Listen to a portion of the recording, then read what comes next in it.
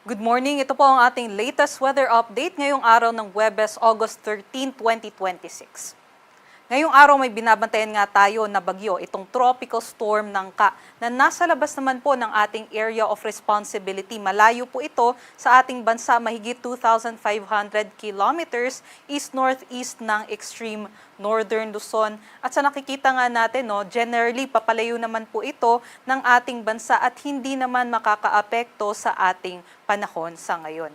At yung habagat pa rin po o yung southwest monsoon ang patuloy pong nagdadala ng mga kaulapan at mga pag-ulan dito po sa may western section ng ating bansa. Halos buong Luzon po actually ngayon ay makakaranas ng mga cloudy skies o yung maulap na panahon, mga kalat-kalat na mga pag-ulan, pagkulog at pagkidlat, maging dito rin po sa may area ng Western Visayas.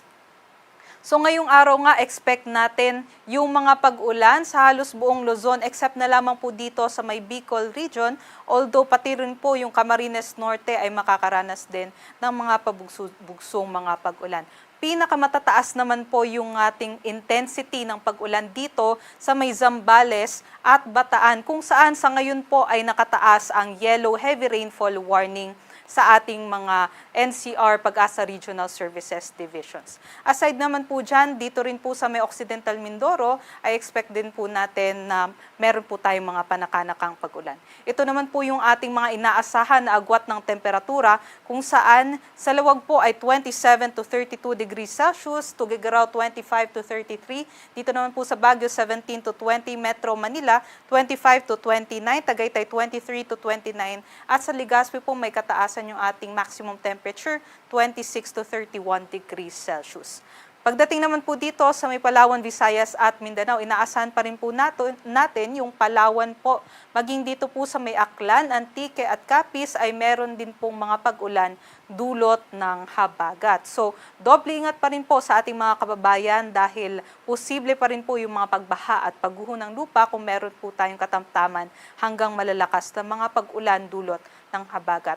Other parts naman po ng Visayas and Mindanao ay meron po tayong mainit at malinsang panahon, especially po sa tanghali hanggang hapon, although may tsansa po tayo ng mga panandaliang buhos ng ulan dulot ng mga thunderstorm activities. Ito naman po yung ating mga agwat ng temperatura dito po sa may Kalayaan Islands and Puerto Princesa 25 to 32 degrees Celsius, sa may Iloilo 26 to 33, Cebu 27 to 33, dito naman sa Tacloban 27 to 34, Cagayan de Oro 25 to 34, Davao 26 to 33 at Zamboanga naman 25 to 34 degrees Celsius.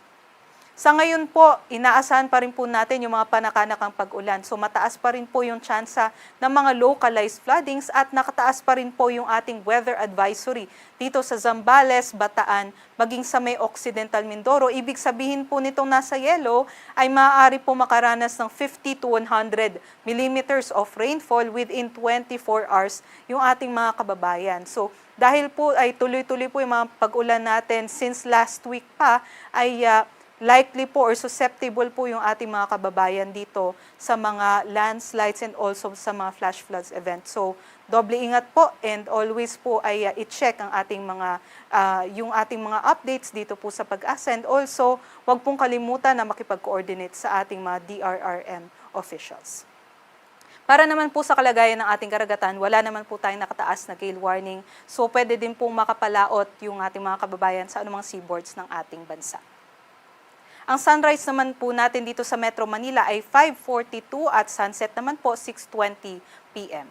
Para sa mga karagdagang impormasyon, bisitahin po yung ating mga social media pages